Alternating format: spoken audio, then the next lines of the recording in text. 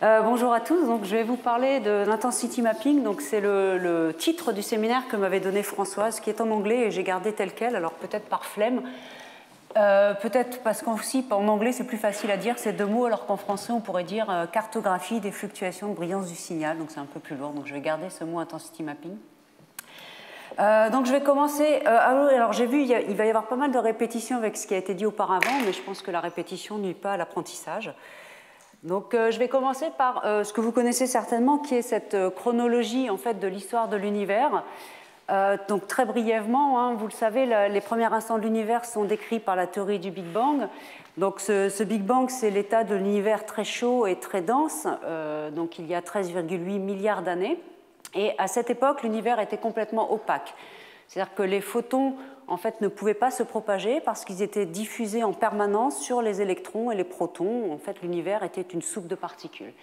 Et puis ça a duré jusqu'environ 380 000 ans après le Big Bang, où l'univers était suffisamment froid pour que les électrons et les protons se recombinent, forment les premiers atomes neutres, et alors les photons étaient libres de se propager. Et cette lumière de libération, c'est ce qu'on appelle le fond diffus cosmologique, qu'on voit très bien, qu'on a vu très bien avec le satellite Planck dont a parlé Françoise juste avant. Après cette période, en fait, l'univers est donc composé d'atomes neutres. Et là, on pourrait dire que c'est assez ennuyeux, c'est-à-dire qu'il ne se passe pas grand-chose. L'univers est composé d'atomes neutres, il continue de se refroidir, jusqu'au moment où, environ 200 millions d'années après le Big Bang, les premières étoiles et les premières galaxies se forment. Ces premières étoiles et ces premières galaxies vont ioniser des bulles de gaz autour d'eux. Et ces bulles de gaz, en fait, vont croître avec l'expansion de l'univers. Elles vont se chevaucher et on va avoir de plus en plus d'objets qui vont se former et on va ainsi avoir la rayonisation de l'univers. Donc cette époque de rayonisation qui a lieu entre environ 1 milliard d'années et 200 millions d'années après le Big Bang. On peut aussi parler en redshift, donc environ z égale 6 à z égale 20. Cette époque de rayonisation est en fait une frontière observationnelle. C'est une transition très importante dans l'histoire de l'univers, mais c'est quelque chose qu'on a du mal à observer. Et on était un peu déprimé jusqu'à, en fait, il y a environ 2 ans, où il y a eu une percée majeure qui a été faite par le satellite Planck, qui a pu mesurer ce qu'on appelle l'épaisseur optique de la rayonisation. Donc cette épaisseur optique tau, en fait, est l'intégrale sur l'histoire de l'univers, de notamment la densité d'électrons. Donc la densité d'électrons nous renseigne directement sur l'ionisation de l'hydrogène. Et Planck a pu mesurer un taux de 0,05, ce qui vous dit probablement rien du tout. Mais ce qu'on peut voir, c'est que c'est un taux qui est beaucoup plus faible que ce qui était mesuré avant par l'expérience WMAP, qui était de 0,09. Du fait de ce taux beaucoup plus faible, on peut en déduire que le décalage vers le rouge moyen de la rayonisation est environ à 7,7. Et on peut aussi en déduire que l'univers est ionisé à moins de 10% à un redshift plus grand que 10. De l'autre côté, on sait par l'absorption de la raie Lyman alpha dans la ligne de visée des quasars que la rayonisation est complète à un redshift de 6. Avec ces nouvelles observations, on sait donc aujourd'hui que le gros de la rayonisation a lieu entre redshift 6 et redshift 10. Ça veut dire qu'elle est très rapide et ça veut surtout dire qu'on a le nez dessus maintenant, c'est-à-dire qu'elle est à portée de main, on va pouvoir l'observer. Alors qu'avant, avec WMAP, la rayonisation pouvait s'étendre jusqu'à z égale 20, où là c'était très très difficile à observer puisque très lointain. Donc on est tout excité par ces nouveaux résultats. Donc on sait à peu près quand la rayonisation a lieu, mais on ne sait pas trop comment. C'est-à-dire qu'on ne sait pas quels sont les objets qui sont responsables de la rayonisation. Ça peut être soit des populations stellaires, des étoiles, ou des trous noirs. On ne sait pas très bien quelle est la distribution en masse des étoiles dans les premières galaxies, donc quel est le flux de photons ionisants qui vont permettre la rayonisation. On ne sait pas très bien quel est le rôle des supernovas, quelle est l'efficacité de la formation d'étoiles, ou encore la structure du milieu intergalactique. Si ce milieu intergalactique est très poreux, les photons vont pouvoir ioniser très rapidement. S'il est très homogène, les photons vont ioniser le milieu de façon différente. Alors aujourd'hui, on sait qu'on a détecté des galaxies, donc jusqu'à des redshifts de 11, mais on se pose la question de savoir si leur population stellaire est responsable de la rayonisation. On ne sait pas très bien. Pourquoi ? Parce qu'en fait, on voit, d'après ces observations, que si la rayonisation est faite par des galaxies qui sont faibles et nombreuses, alors elle est complète à une magnitude absolue de l'ordre de moins 12. Aujourd'hui, avec le satellite Hubble, on détecte des objets à z égale 8 ayant une magnitude absolue de moins 17,5. Et avec le JWST, qui sera lancé en 2021, on ira jusqu'à 10-16. Et donc, avec ces instruments, on ne voit que la partie immergée de l'iceberg, c'est-à-dire les grosses galaxies qui ont une contribution à la rayonisation, mais qui ne font pas le gros de la rayonisation. Donc même avec le JWST, peut-être qu'on ne sera pas capable de voir les objets qui sont responsables de la rayonisation. Donc il faut penser à une autre technique. Et c'est là où rentre en jeu l'intensity mapping. Donc j'ai fait ici un petit schéma vous représentant l'univers tel qu'il pourrait être à z égale 8, donc avec ces galaxies primordiales qui font des bulles de gaz ionisé. Et on a encore à ce redshift-là du milieu neutre qui est tracé par l'arrêt H1 à 21 cm. Et donc pour mesurer en fait la rayonisation, on peut mesurer les fluctuations à grande échelle de l'émission de cet ray à 21 cm, qui serait ici en bleu. Donc c'est le H1 Intensity Mapping, c'est ce qui est fait avec LOFAR aujourd'hui, on le verra après, et ce qui sera fait avec SCARA. On peut aussi avoir une autre approche, c'est que plutôt que de regarder les fluctuations de brillance dans le milieu neutre, on peut cartographier la distribution des galaxies. C'est-à-dire qu'au lieu de voir toutes les galaxies, on va regarder collectivement leur émission, mesurer leur distribution spatiale et donc mesurer les fluctuations à grande échelle de l'émission provenant d'un grand nombre de galaxies qu'on ne voit pas de façon individuelle. Donc ça, c'est ce qu'on a vu auparavant avec Françoise, ce sont les fonds diffus infrarouges et X. Mais le problème de ces fonds diffus infrarouges, c'est qu'on n'a pas accès au redshift, à la troisième dimension, donc on a du mal à interpréter nos données parce qu'on a beaucoup de dégénérescence. Et c'est ce qu'on va pouvoir faire aussi avec les rays de C+, ou les rays de CO. C'est bête qu'il n'y a pas un pointeur. Ah si, il y a un pointeur en fait. Alors, donc, l'intensity mapping, c'est qu'on va regarder des relevés de galaxies où on va être limité par ce qu'on appelle la confusion. La confusion, c'est que on va avoir une résolution angulaire qui va être assez mauvaise, et donc on ne va pas voir toutes les galaxies individuelles, mais on va voir le signal causé par toutes ces galaxies, et on va voir les fluctuations à grande échelle ici, qui suivent les fluctuations de la matière noire. Par opposition au relevé de galaxies, donc ça c'était le lièvre et ça c'était la tortue de Françoise, donc ces relevés de galaxies où on va cartographier des petites régions du ciel avec une très grande résolution angulaire, pour laquelle on va pouvoir faire étudier les propriétés des galaxies, mais sur des petites régions. Et donc l'intensity mapping, donc vous l'aurez compris, on mesure les fluctuations de brillance en fonction de l'échelle spatiale à une fréquence donnée. On est sensible à tout, ce qui est super, parce qu'on est sensible aux sources faibles et au milieu intergalactique diffus, mais ce qui n'est pas non plus, ce qui aussi est compliqué parce qu'on est sensible à tout. Et l'outil de base qu'on utilise, c'est le spectre de puissance angulaire, c'est-à-dire qu'on mesure les fluctuations de brillance et on utilise ces fluctuations de brillance pour reconstruire le spectre de puissance des fluctuations de matière dans l'univers. Donc on utilise un proxy pour reconstituer les fluctuations de matière. Alors qu'est-ce qu'on observe dans ce spectre de puissance? En fait, on sait aujourd'hui que les galaxies sont dans des halos de matière noire. Et quand on regarde à grande échelle, on paramétrise la relation entre la distribution spatiale des galaxies et le champ de densité de la matière noire par un paramètre qu'on appelle le biais, B. Et quand on regarde ce regroupement en fait, des galaxies par rapport à la matière noire, on a deux composantes. On a une composante 1 halo qui va être à petite échelle et qui va nous décrire le regroupement des galaxies à l'intérieur d'un halo de matière noire. Ça va nous renseigner sur la physique de la formation des galaxies au sein des halos, et c'est un terme non linéaire.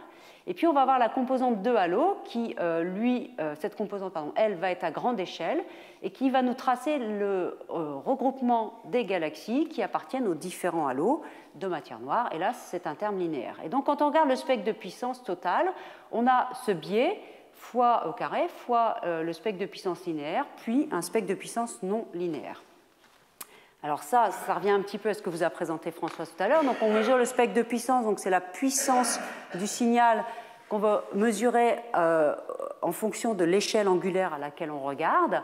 Et à petite échelle, donc petit r ici, on a le terme 1 halo, et à grande échelle, on a le terme 2 halo. On a là-dessus qui vient se rajouter le bruit de poisson, donc le bruit de grenaille, qui est dû au fait que les galaxies sont des objets discrets. Et c'est un bruit blanc, c'est-à-dire qu'il va être plat dans le spectre de puissance, et on va essayer de décroître ce bruit blanc pour observer ces corrélations 1 halo, 2 halo, parce que c'est ça qui va vraiment nous renseigner sur la physique de la rayonisation. Alors cet intensity mapping, donc ça fait pas mal d'années qu'on l'a fait en 2 dimensions, notamment avec les fonds infrarouges dont doit parler Françoise. Donc ces fonds infrarouges, ça provient de l'émission cumulée de toutes les galaxies. C'est-à-dire qu'on va regarder à une fréquence donnée dans le continu, on va avoir toutes les galaxies qui émettent, on ne va pas les résoudre individuellement, on va regarder les fluctuations. Et donc ces fluctuations vont nous renseigner sur différents processus en fonction de la longueur d'onde à laquelle on va regarder. Donc on a deux fonds diffus infrarouges parce qu'en fait on a deux processus d'émission. Donc dans l'infrarouge proche, en fait, on va voir essentiellement l'émission directe des étoiles jeunes qui au départ émise dans l'UV mais qui est redshiftée dans l'infrarouge proche. Donc quand on va regarder les fluctuations du fond infrarouge proche, on va être sensible aux objets de la rayonisation, enfin c'est ce qu'on cherche en tout cas en étudiant ce fond. Et puis on va être aussi sensible à l'émission due à l'accrétion sur les trous noirs ou aux trous noirs primordiaux. Et puis dans l'infrarouge lointain, là on est au fond diffus infrarouge lointain, donc entre 60 microns et 2 mm.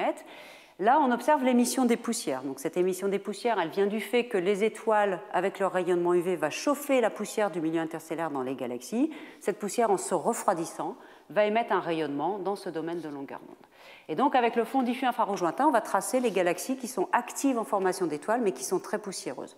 Alors j'illustre ici ce phénomène d'extinction là, par les poussières. Donc ici on va avoir un spectre, l'émission des populations stellaires dans une galaxie qui est dominée par des étoiles jeunes dans l'UV. Et puis quand on va ajouter de la poussière sur ce spectre, on va éteindre la partie dans l'optique et on va réémettre dans l'infrarouge lointain.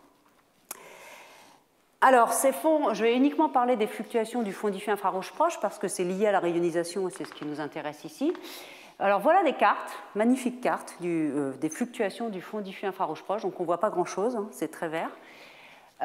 On voit surtout qu'il y a beaucoup de trous noirs. Et en fait, ces trous viennent du fait qu'il faut enlever, comme le disait Françoise, beaucoup de régions, beaucoup de sources qui sont des intrus, qui sont sur la ligne de visée.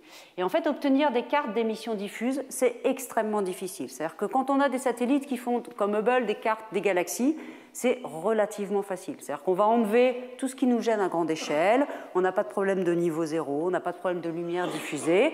Détecter des objets ponctuels, c'est quelque chose qui est assez facile. Quand on va vouloir mesurer de l'émission diffuse, là c'est très très compliqué. Il faut très bien contrôler tout ce qui est les problèmes de lumière diffusée. Il faut très bien contrôler l'étalonnage des matrices de détecteurs des différents pixels entre eux. Il faut enlever donc tous les intrus qu'on peut avoir sur la ligne de visée à bas Z, donc des galaxies, mais aussi des étoiles qui sont dans notre galaxie. Donc on va utiliser pour cela des catalogues extérieurs, faire des coupures en flux. Et puis il y a tous les avant-plans astrophysiques qui vont être sur la ligne de visée. Donc dans ce domaine de longueur d'onde-là, on a la lumière zodiacale, qui est la lumière dans notre système solaire. Puis on a les émissions galactiques du milieu interstellaire de notre galaxie. Puis on a les galaxies qui sont pas très loin de nous et qui sont en dessous de la coupure en flux qu'on a utilisée, etc., etc. Donc il faut faire un tas de nettoyage pour réussir à mesurer le spectre de puissance. Sachant qu'en plus là, il y a une autre difficulté, c'est que la mesure du spectre de puissance n'aime pas les trous. Or ici, on est dominé par les trous, donc il faut vraiment développer des techniques très particulières pour réussir à mesurer les spectres de puissance. Et une partie des résultats qui sont publiés, des fois, on se pose la question de savoir si une grande partie du signal à grande échelle ne vient pas de la corrélation entre les trous. Alors voilà le spectre de puissance publié par Zemkov obtenu avec une fusée donc autour de 1 et 2 microns. Donc on a ici le spectre de puissance en fonction de l'échelle spatiale. Ici on a petite échelle, ici on a grande échelle. On a le shot noise, donc le bruit de grenaille qui est ici. Donc je vous ai dit que c'était un bruit plat en spectre de puissance, mais là il est tracé en L plus 1, donc c'est multiplié par L au carré, donc c'est pour ça qu'il n'est pas plat. Donc on a aussi le bruit de poisson, on a ce qu'on attend ici comme signal provenant du 1 halo et du 2 halo, et vous voyez que les mesures ici en rouge et noir, eh ben, ça ne suit pas du tout ce qu'on attend. On a un excès énorme ici, et cet excès en fait pose aujourd'hui beaucoup de questions. On ne comprend pas très bien d'où il vient. Donc, évidemment, on aimerait que cet excès vienne du signal des premières étoiles et des galaxies primordiales. Ça, ce serait quand même vraiment chouette. Mais le signal qu'on prédit des objets à l'aube cosmique pendant la rayonisation est bien, bien plus faible que cet excès. Donc, pour faire cet excès de ces objets-là, on est obligé de tirer les paramètres vers le haut pour tout, et c'est fort peu probable. Il y a une autre explication qui est que ça serait de la lumière intra-halo. C'est-à-dire que des étoiles pourraient être éjectées de leur galaxie dans le milieu intra-halo du fait d'interactions de marée. Et donc ce sont des étoiles orphelines qui se promènent dans les halos. Et ça pourrait marcher, sauf qu'on a aussi détecté en corrélation croisée un signal assez fort entre le fond diffus infrarouge proche et les rayons X. Et donc cette lumière intra-halo pourrait rendre compte de l'excès seulement si une fraction substantielle des étoiles orphelines qui se promènent sont des binaires X ou des pulsars. Ce qui n'est pas du tout ce qu'on observe aujourd'hui dans les galaxies. Une autre hypothèse, c'est qu'on pourrait voir de l'accrétion sur les trous noirs en général, ou même les trous noirs primordiaux. Alors, donc, cette hypothèse-là a été modélisée pour voir si ça pouvait expliquer la corrélation croisée. Mais là encore, le modèle produit une densité de masse accrétée sur les trous noirs qui est bien supérieure à la valeur qu'on observe aujourd'hui. Donc, je vous conseille cet article si vous voulez une revue récente. Toujours est-il qu'aujourd'hui, on n'a pas la réponse, on ne sait pas d'où vient cet excès, et en fait, ça patauge un peu. Et ça patauge parce qu'en fait, il est très difficile, quand on a comme ça des fluctuations d'intensité, de démêler les contributions relatives des sources qui sont à bas et grand Z. On a beaucoup de dégénérescence et on n'arrive pas en fait à isoler le signal à grand Z parce qu'on a devant le nez le signal à bas Z qui nous contamine. Et donc pour ça, on a besoin du redshift. Donc c'est là où on va faire de l'intensity mapping en 3 dimensions, c'est-à-dire qu'on va observer une raie. Donc vous savez qu'avec une raie, on peut avoir le redshift. Ça, c'est par exemple un spectre d'absorption d'une étoile. Si cette étoile est dans une galaxie à grand Z, on va avoir une raie qui va être décalée vers le rouge. Et à partir de ce décalage, puisqu'on connaît la fréquence d'émission au repos de la raie, à partir de cette mesure de différence de longueur d'onde, on en déduit le redshift. Très pratique avec une raie. Donc l'intensity mapping en 3D, ça consiste donc en ça. Donc Françoise vous a déjà présenté cette figure. Donc on va garder la dimension en redshift ici, en utilisant une raie dont on connaît la fréquence d'émission au repos. Et donc là, c'est fait avec la raie CO. Donc ça, c'est ce qu'on verrait en projetant tout dans le plan sur la ligne de visée, comme on avait tout à l'heure avec le fond d'intensité. Et maintenant, avec la raie, on peut faire la tomographie, c'est-à-dire avoir l'histoire en fonction du redshift, en fonction de la fréquence en fait. Dès qu'on observe en fonction de la fréquence, on a le redshift. Alors, donc, cette intensity mapping en 3D, donc c'est exactement comme celle en 2D, on fait des fluctuations de brillance, sauf que cette fois, on fait ça avec une résolution spectrale, donc on a un spectre pour avoir l'information en redshift.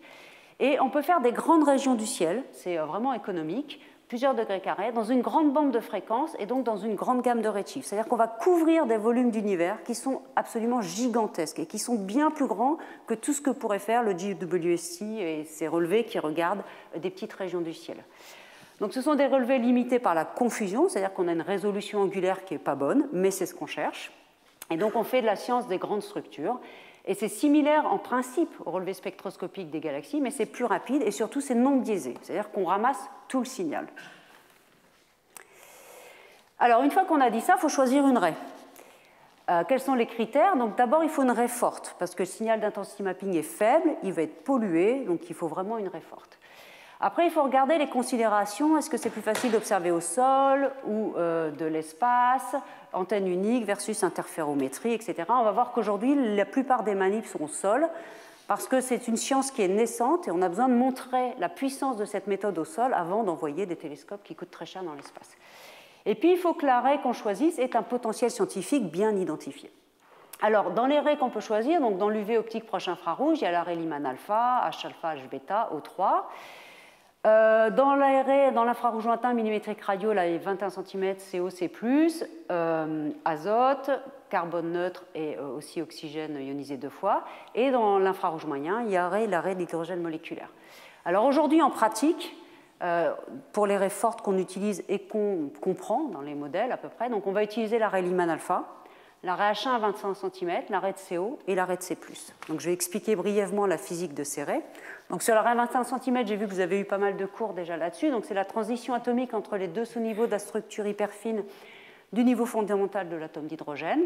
C'est une raie qui trace les milieux neutres et les nuages de gaz dense. Donc en émission, on voit le milieu neutre dans les galaxies, donc relativement à bas Z, comme l'expliquait Françoise tout à l'heure. Et puis on voit aussi cette raie en absorption le long de lignes de visée des quasars, ce qui nous permet de tracer le gaz neutre. Le H1, on ne se cache pas, c'est la sonde la plus directe de l'époque de rayonisation. Donc c'est la meilleure sonde pour l'époque de rayonisation. Après, ça ne donne pas forcément des informations sur les sources qui contribuent à la rayonisation, ou ça donne des informations indirectes. L'autre raie qu'on va utiliser, c'est la raie de CO. Donc c'est une molécule diatomique qui est polaire, et donc ce moment dipolaire électrique permanent, il va tourner à une vitesse angulaire constante, de sorte que la molécule rayonne en fonction de la fréquence de rotation. On peut définir l'énergie cinétique de rotation qui dépend du nombre quantique J. Et donc à partir de l'arrêt du fondamental, CO1,0, on sait exactement où vont tomber toutes les autres raies du spectre CO. Alors, les intensités relatives entre les différents niveaux dépendent de la température et de la densité du milieu qu'on va observer. Donc ici, je vous montre l'intensité relative des différents niveaux, donc en fonction de J, à une température donnée pour des densités qui augmentent. Donc plus la densité augmente, plus on excite les niveaux supérieurs. Et puis là, c'est à une densité donnée avec la température qui augmente. Pareil, quand la température augmente, on va de plus en plus exciter donc, les niveaux supérieurs. Et ça vous montre la même chose, mais pour des mesures sur des galaxies. Donc on voit déjà que chaque galaxie va avoir son spectre un petit peu différent. La Voie lactée va piquer à J égale 4, alors que pour des galaxies plus actives en formation d'étoiles, on va piquer plutôt à J égale 6. Et puis pour des quasars, on peut piquer jusqu'à des J 13, 14, assez haut. Donc la forme de cette distribution spectrale ici de l'émission des raies de CO va nous donner directement les caractéristiques physiques du milieu qu'on va observer, moyennant certaines hypothèses. Donc la raie Lyman alpha, c'est le changement du niveau d'énergie de l'électron de l'hydrogène, donc de n égale 2 à n égale 1. Et un cas d'intérêt pour la cosmologie, c'est l'absorption, notamment avec la forêt Lyman alpha. Vous aurez un cours dessus dans quelques mois, ou à la fin du cycle, là. Et les absorptions et les émissions arrivent très fréquemment sur le Lyman alpha, et ça nous renseigne directement sur la présence d'hydrogène et d'électrons libres dans l'univers. Donc cette raie, en fait, elle provient principalement du voisinage des étoiles massives et jeunes, et elle est souvent en association avec l'accrétion d'une grande quantité de matière. Donc c'est une raie idéale pour détecter les galaxies jeunes, parce que les galaxies jeunes à grand Z, elles accrètent énormément de matière le long de leurs filaments.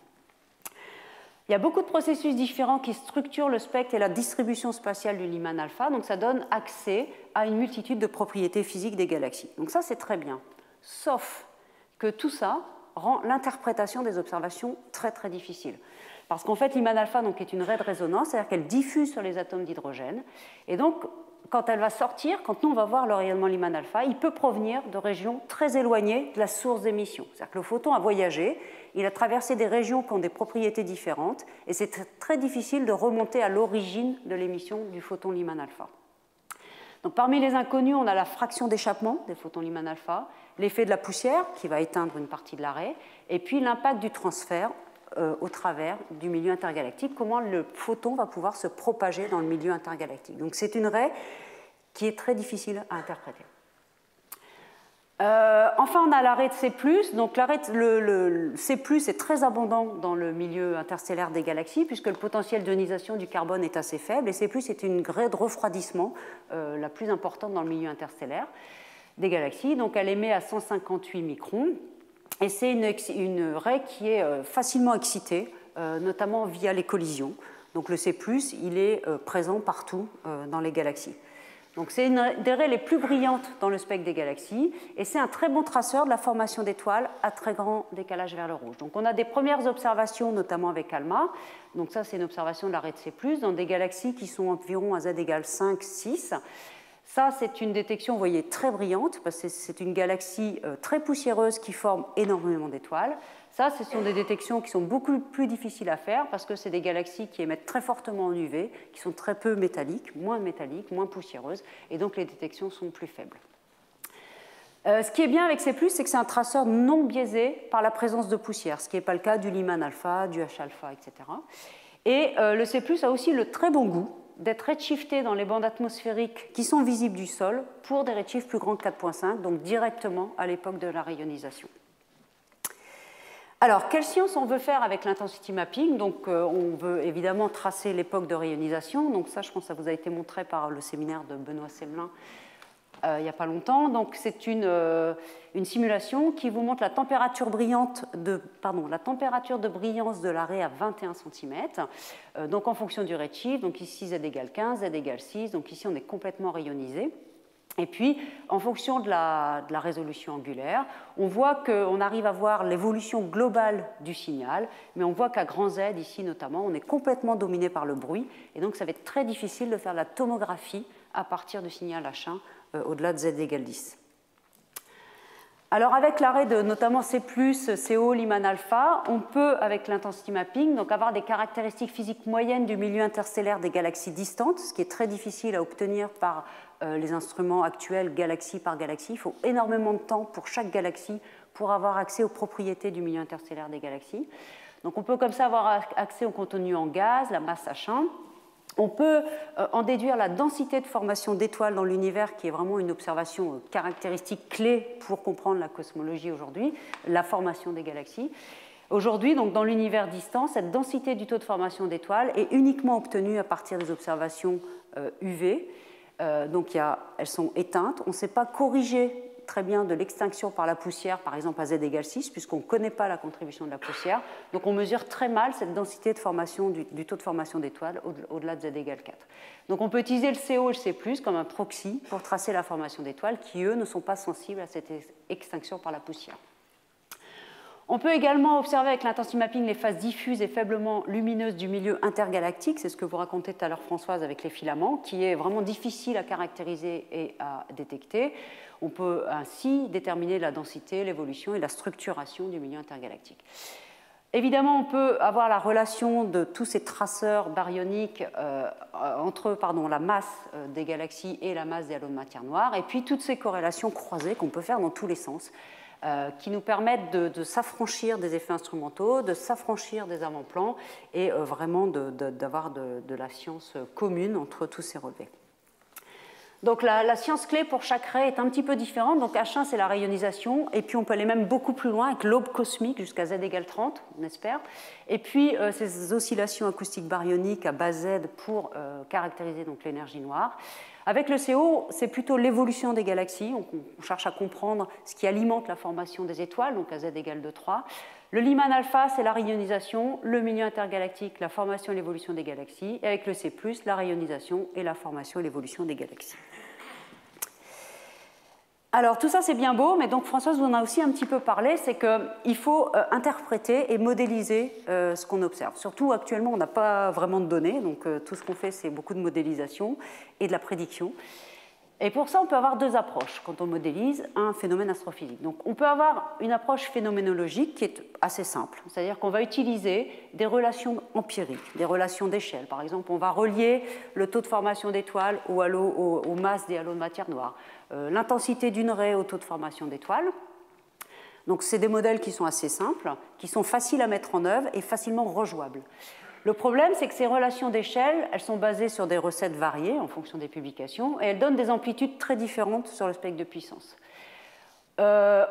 Ces relations d'échelle, généralement, sont mesurées pour une population de galaxies données, à un redshift donné, et on extrapole ça dans tous les sens pour les autres populations, les autres redshifts. Donc ça, on ne sait pas trop si notre extrapolation est valable.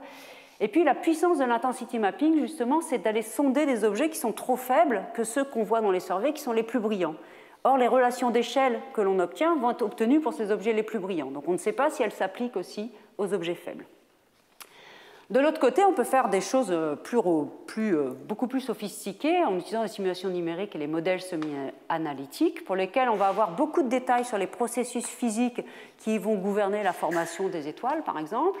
Et puis, on va être capable de prédire simultanément l'émission de plusieurs raies en fonction du redshift.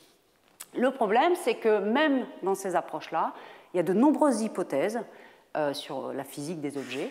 Et puis, c'est très exigeant en termes de calcul et ce n'est pas flexible. Donc, quand on a le résultat d'une simulation comme ça de matière noire, on ne peut pas la rejouer 50 000 fois. Donc, il faut combiner un peu les deux approches pour essayer d'avancer. Alors, je vous donne un exemple ici sur si on veut prédire le spectre de puissance d'arrêt de C+, à grand Z avec l'approche empirique. Prenons juste ça. Donc, on a plusieurs façons de faire ça. Donc, on prend des simulations de matière noire sur lesquelles on va peindre l'évolution des baryons. Et on va mettre des relations d'échelle qui vont relier, par exemple, la masse des halos de matière noire à la masse des galaxies, des étoiles dans les galaxies, au taux de formation d'étoiles, à la luminosité de l'arrêt de C+. Donc ça, c'est un type d'approche dans l'approche phénoménologique. On peut aussi utiliser des prescriptions du regroupement, c'est-à-dire ce qu'on a vu tout à l'heure sur le modèle 1 halo, 2 halo, et puis, encore une fois, mettre par-dessus ça des relations d'échelle pour obtenir le spectre de puissance C+. On peut aussi partir du fond diffus infrarouge, puisqu'on sait qu'on a une relation très forte entre le C+, et la luminosité infrarouge des objets. Donc on se dit que quand on part du modèle de l'observation des fluctuations du fond diffus infrarouge, on n'a que cette relation-là à mettre, et donc on fait peut-être moins d'erreurs. Et quand on fait ces différentes approches, donc chacun fait son travail du mieux qu'il peut, on arrive à la fin avec des spectres de puissance pendant la rayonisation de C+, qui sont différents d'un facteur 10. D'accord ? Bon, Donc il faut aller mesurer ce signal pour vraiment commencer à contraindre quelque chose. Et ça, c'est une autre illustration. Donc, à partir de ces modèles, on peut prédire les fonctions de luminosité, c'est-à-dire que c'est des fonctions qui vont nous donner le nombre d'objets dans un volume donné en fonction de leur luminosité. Donc ici pour l'arrêt de CO, ici pour l'arrêt de C+. Et donc, on voit ici qu'il y a tout un tas de modèles, et en fait, il y a autant de prédictions différentes que de modèles. Et puis pour l'arrêt de C+, on a ici une prédiction à z égale 6 et une autre ici. Donc pareil, des modèles différents donnent vraiment des prédictions très différentes. Donc il faut aller chercher ce signal. Pour ça, on n'est pas en reste, puisque le paysage expérimental est assez vaste. On a beaucoup d'expériences d'intensity mapping qui sont en cours ou prévues à court terme. Donc ça, c'est un diagramme qui vous pave un peu en fonction du redshift ici et la résolution angulaire, les différentes expériences. Donc les expériences H1 A au Z pour la rayonisation, les expériences H1 bas Z pour les oscillations baryoniques acoustiques, le C+, ici, qui est plutôt au-delà de Z égale 4, et le CO, qui est ici plutôt en dessous de Z égale 2, 3, donc dans l'univers plus proche. Donc voici ici des différentes expériences. Donc celles-là, c'est vraiment celles qui sont en cours, qui sont financées et qui vont voir le ciel ou qui sont en train d'observer. Et on en est vraiment à la première étape aujourd'hui, c'est-à-dire qu'il faut qu'on démontre la faisabilité et le potentiel scientifique de ces grands relevés. Aujourd'hui, on a fait beaucoup de prédictions, on a beaucoup d'idées, mais on n'a pas beaucoup de mesures. Et puis, toutes ces expériences fournissent aussi des bancs d'essai pour les technologies et ça permet d'élaborer des stratégies observationnelles. Comme c'est un domaine nouveau, il faut qu'on réfléchisse à la meilleure façon d'observer notre signal. Alors, il y a quelques premiers résultats. Donc, Françoise en a déjà parlé, donc je vais passer plus vite que prévu. Donc, il y a des détections de la corrélation croisée entre le H1 et les relevés de galaxies, donc à Z égale 0,8. Il y a des détections de l'arrêt de C+, à Z égale 2 et 3,2, c'est ce que vous a montré Françoise, donc avec Planck. Le problème, c'est que quand on regarde le signal qui est mesuré, il peut être très bien reproduit soit par le fond diffus infrarouge et la contribution de C+, ou par le fond diffus infrarouge seul. Ça a la même probabilité. Donc, ce n'est pas vraiment ce que j'appellerais une détection. Et puis, il y a aussi des corrélations croisées entre la Rayleigh-Man alpha et les quasars, où il y a une détection qui est faite proche du quasar, mais avec une amplitude qui est très très élevée. Et cette amplitude voudrait dire que 97% de l'émission Lyman alpha qui est dans l'univers aujourd'hui à ces redshifts n'est pas détectée dans les relevés des émetteurs Lyman alpha qu'on observe. Donc ça, c'est très bizarre. Et puis, il n'y a pas de signal non plus à grand Z. Donc ça voudrait dire que le signal serait probablement local au quasar. Et en fait, ce n'est pas du signal qui vient, par exemple, des filaments. Côté C+, donc il y a alors, ce n'est pas vraiment de l'intensity mapping, parce que de l'intensity mapping, c'est vraiment des relevés très, très grande échelle. Mais il y a des relevés non biaisés qui sont faits, c'est-à-dire qu'on va faire des relevés spectroscopiques, où on ne va pas regarder galaxie par galaxie, on va regarder un champ et puis prendre tout ce qui vient dedans. Donc, ce relevé-là, il s'appelle ALMA Aspects, donc il couvre seulement une arc-minute carrée, donc c'est vraiment tout, tout petit, et c'est déjà 40 heures de temps ALMA. Donc il y a des scans en bande 3 pour voir le CO et en bande 6 pour voir le C+, à Z égale entre 6 et 8. Et donc dans ce relevé qui est complètement aveugle, c'est-à-dire qu'on ne regarde pas des galaxies que l'on connaît, mais on va chercher des émetteurs, il y a 14 candidats, donc c'est ces candidats-là, d'émission de C+, mais un petit calcul de probabilité nous dit qu'il y a 60% de faux candidats dans ces, parce que, bon, enfin voilà. Et donc il y a un plus grand programme qui est en cours, mais seulement sur 4 arc-minutes carrées. Donc bon, je vous invite à suivre ces résultats. Une autre détection, c'est à 3 sigma, donc ça aussi c'est pareil, ça a été montré par François, c'est les fluctuations de CO à Z égale 2 points, enfin Z égale 3 à peu près. Donc ici c'est le spectre de puissance en fonction du nombre d'ondes. Grande échelle ici, petite échelle ici, vous voyez la mesure, c'est pas ça. Mais quand on somme tous les points, en fait, il y a une détection qui sort du bruit, presque. Et donc, ça permet déjà de mettre des contraintes sur des modèles, parce que ça, c'est la détection. Donc, on voit que ça permet d'enlever tout un tas de modèles, de faire un petit peu le ménage. Mais on voit aussi que si certains modèles sont vrais, comme par exemple celui-là, il y a encore du chemin à faire pour essayer d'abaisser les mesures jusqu'à pouvoir mesurer, en fait, ces modèles. Et côté H1, donc là, ça commence à sortir. Il y a notamment un grand projet qui est fait avec l'OFAR, qui est un interféro qui a pour but notamment d'observer le H1 pendant l'époque de réionisation. Donc il y a un très grand Key Project qui est fait pour ça. Et donc ça, c'est le spectre de puissance, donc en fonction de l'échelle spatiale, pareil. Ça, c'était des limites supérieures qui étaient obtenues en 2017. Et puis aujourd'hui, les limites supérieures sont là. Donc ça a été publié en 2018. Et donc on a vraiment pu abaisser ici les limites supérieures d'un ordre de grandeur en analysant 5 fois plus de données.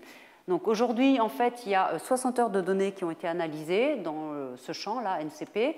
Donc ça représente seulement 3,5% des données. Donc, et si on extrapole cette mesure-là de limite supérieure aux 1700 heures qui sont consacrées à ce relevé, on devrait pouvoir, pour la première fois, détecter le signal de l'époque de réionisation. Alors ces limites supérieures-là, c'est tout nouveau. Et on commence tout juste à pouvoir tester des modèles de l'époque de réionisation et de l'aube cosmique. Alors ça ne donne pas énormément de contraintes, mais ça donne quand même des limites inférieures sur le chauffage du milieu intergalactique, donc par les rayons X, pendant l'aube cosmique. Donc ça commence à arriver. Et je vous invite à regarder ces références pour d'autres limites supérieures. Alors, en France, on travaille aussi sur une expérience qui s'appelle Concerto, qui a pour but de détecter donc, le signal d'intensity mapping pendant la réionisation en utilisant l'arrêt de C+. Donc l'arrêt de C+, à Z plus grand que 4.5. Donc c'est un projet qui est l'idée ici en France au laboratoire d'astrophysique de Marseille, et l'instrument est construit à l'Institut Néel à Grenoble. L'idée ici, je vous représente un spectre de galaxies. On a l'arrêt de C+, ici, qui est l'arrêt la plus brillante. Ça, c'était le continu. Et puis, donc, quand on observe à grand redshift, donc entre 4.5 ou 10, ce spectre est redshifté ici. Et cela, on commence à atteindre des bandes qui sont observables depuis le sol. Donc, l'idée, c'est qu'on observe le C+, au-delà de 4.5, qui est le plus petit de ce qu'on peut faire. Parce qu'avant, il y a trop de vapeur d'eau dans l'atmosphère. On ne peut pas observer cette raie de C+. Alors cet instrument, en fait, il est assez novateur parce qu'il est basé sur des nouveaux détecteurs qui ont été mis au point pour la caméra Nika 2, qui était installée sur le télescope de 30 mètres de l'IRAM. Donc ce sont des détecteurs à inductance cinétique. Donc je vous montre ici à quoi ressemble ce genre de matrice. Pour Concerto, on construit des pixels des matrices d'environ 2000 pixels, et on a un champ de vue qui est assez grand, qui est plus grand que 15 arcs-minutes. La difficulté aussi vient du fait qu'il faut refroidir ces pixels à 150 milliK, et pour cela on utilise un cryostat à dilution hélium 3, hélium 4, et ce cryostat qui a été inventé à l'Institut Néel est très bien pour la manip qu'on veut faire parce qu'il travaille en circuit fermé, c'est-à-dire qu'il est capable de travailler continuellement, ce qui est très important pour, vous allez voir, l'endroit où on va mettre cet instrument. Donc on a deux bandes de fréquences, une bande basse fréquence et une bande plus haute fréquence, avec un chevauchement important entre les deux pour essayer de comprendre les effets systématiques. Et ça nous amène à pouvoir détecter le C+, de Z égale 4.5 jusqu'à Z égale très très grand si on va à 125 GHz, mais on perdra le signal bien avant. Donc ça, c'est le plan focal, donc c'est la matrice sur laquelle on va recevoir le signal. Maintenant, il faut faire un spectre. Pour faire un spectre, on utilise un interféromètre de Martin-Puplet, qui est la même chose qu'un interféromètre de Michelson, mais avec un miroir qui est mobile. Donc on mesure des interférogrammes.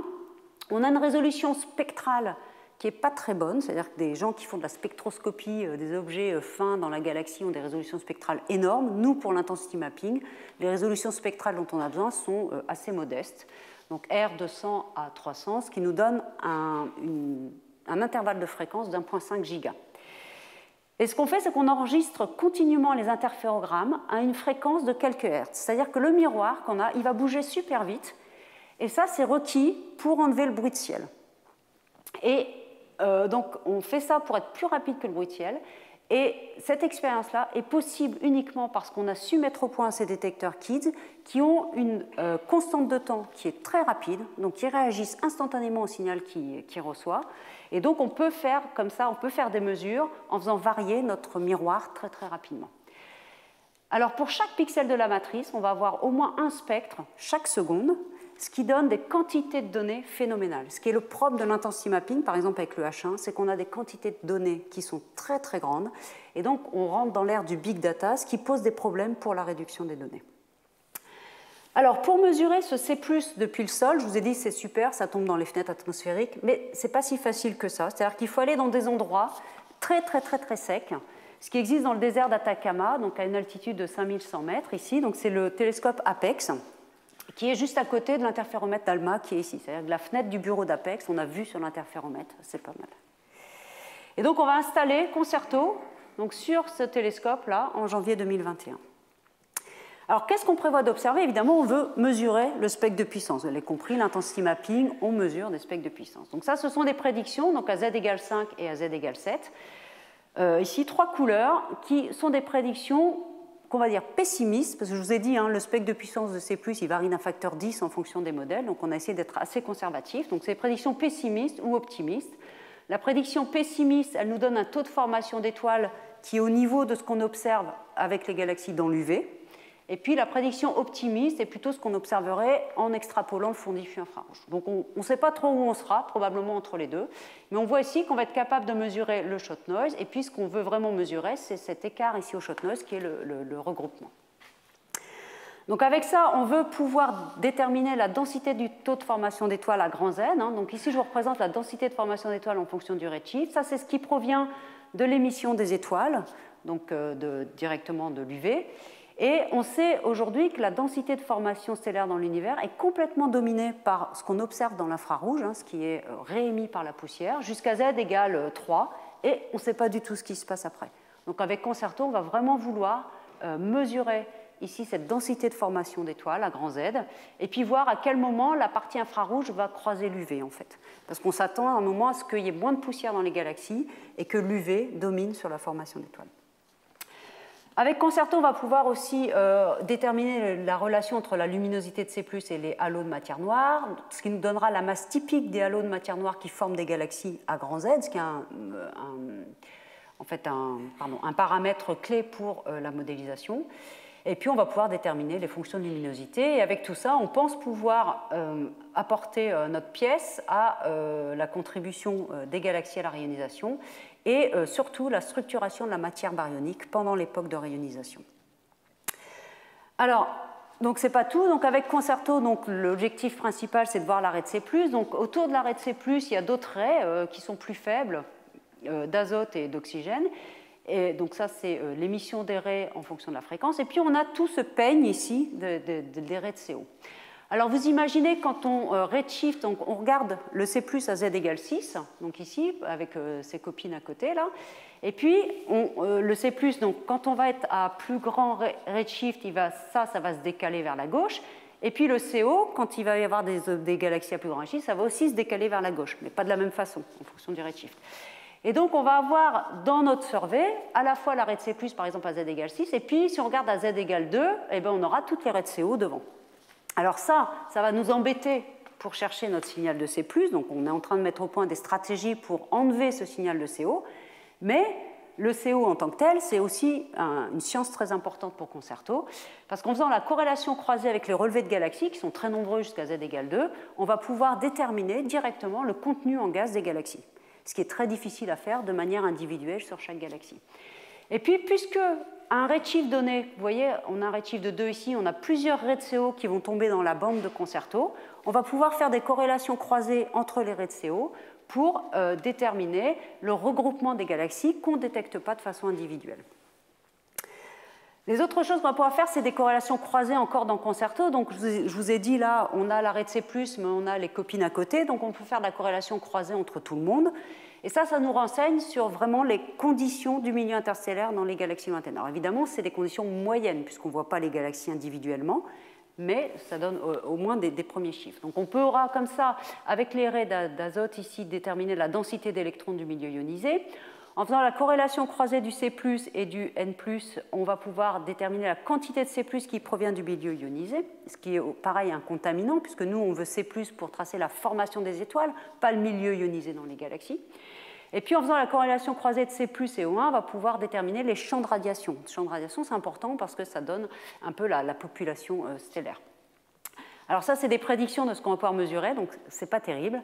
Vous voyez les grandes barres d'erreur, mais on va quand même pouvoir mesurer facilement le shot noise qui va déjà nous donner tout un tas de renseignements. Et puis, on peut faire des corrélations croisées avec des jeux de données extérieurs, par exemple des galaxies distantes pour avoir une autre estimation du taux de formation d'étoiles dans les galaxies à grand Z, et notamment contraindre l'enrichissement en poussière dans l'univers. Évidemment, on va vouloir faire la corrélation croisée avec le H1. Donc les fluctuations H1 et C+ proviennent de régions qui sont mutuellement exclusives, hein, puisque le C+ provient de la partie ionisée alors que le H1 de la partie neutre. Et donc on a une très forte anticorrélation à grande échelle. Et en mesurant cette corrélation croisée entre le H1 et C+, on peut vraiment contraindre la physique pendant l'époque de la réionisation, par exemple les tailles des bulles de gaz ionisé et la fraction moyenne d'ionisation. Donc je représente ici, pareil, des simulations sur ce que l'on pourrait observer. Donc ici, c'est toutes les galaxies, ici tous les halos de matière noire. On a mis dessus l'émission C+, sur ces galaxies. Donc ici, ce sont les grands redshifts, ici les bas redshifts. Donc évidemment, plus on va à bas redshift, plus on a d'émissions de C+. Et puis ça, c'est des modèles, c'est le H1, pardon, fluctuation de brillance du H1. Dans un modèle où la rayonisation est faite par des objets de faible masse, c'est-à-dire des galaxies, ou la rayonisation est faite par les objets de très grande masse, genre les quasars. Donc on voit que quand c'est fait par des objets de faible masse, on a beaucoup plus de petites bulles.